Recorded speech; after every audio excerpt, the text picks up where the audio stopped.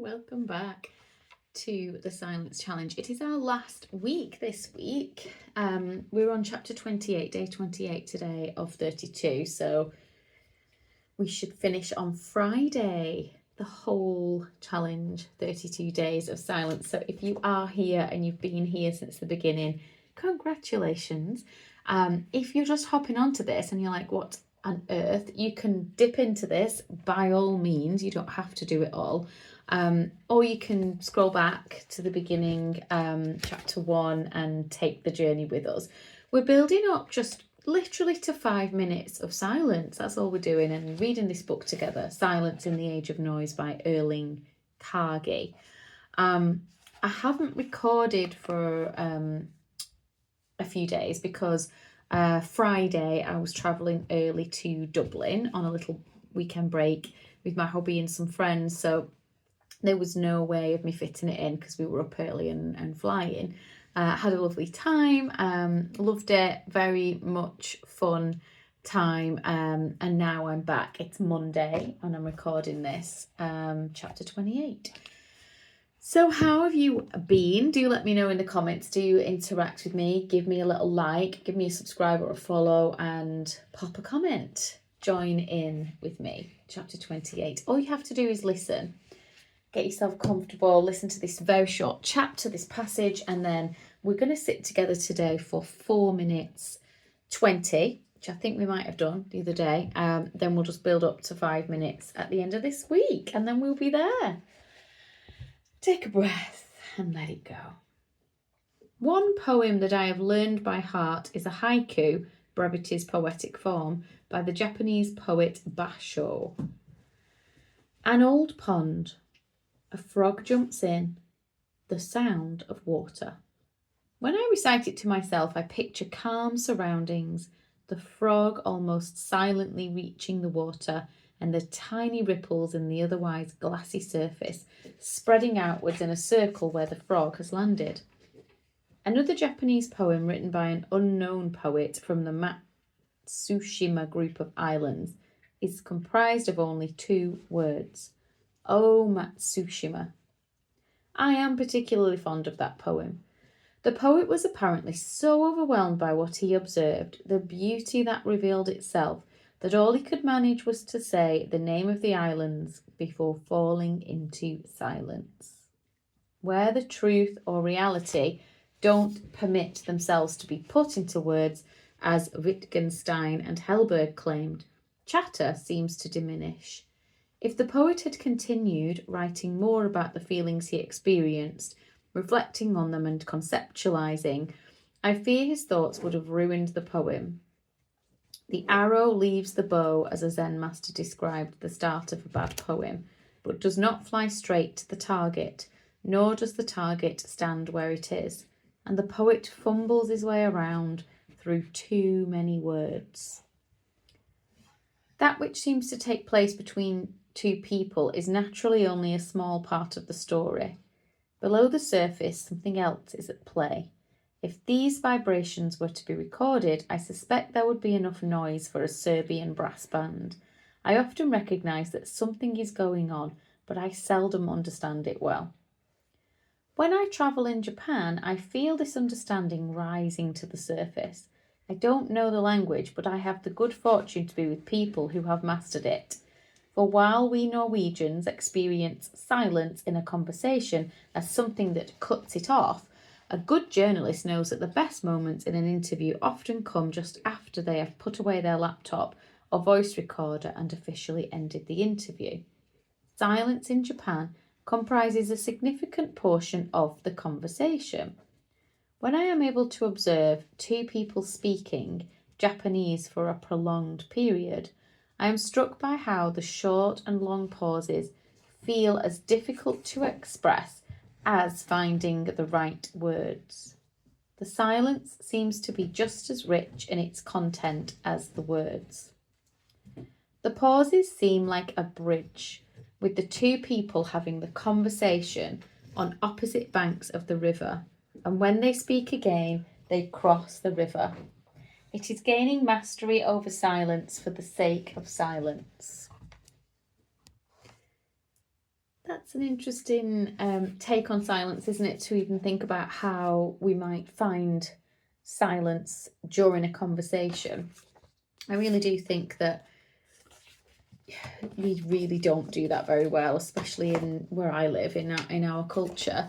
It's more about people. You can see people bubbling and simmering with what they want to say next, and often I experience that in people cutting in before you've even finished a sentence. Never mind, leave a space in between sentences or after your bit for them to think carefully about what to say next. Rather than just kind of blurting things out. I know in the presence of one of my teachers, Ganesh, he speaks very slowly and measured.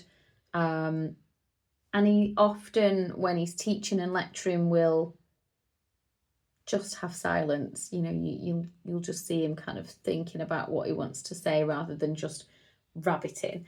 So yeah, that's something to think about today. Let me know how that lands with you and whether it's something that you think you might be able to put into practice the next time you have a conversation, to think about the Japanese long and short silences. We're going to sit today, as I said, for 4 minutes, 20 seconds. So get comfortable, do what you need to do, take a stretch.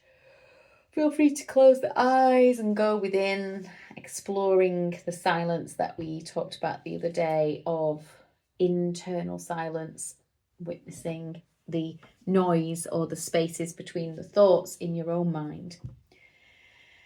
And we will begin in just a few seconds, and I can easily time the session for us. Ready? Let's begin.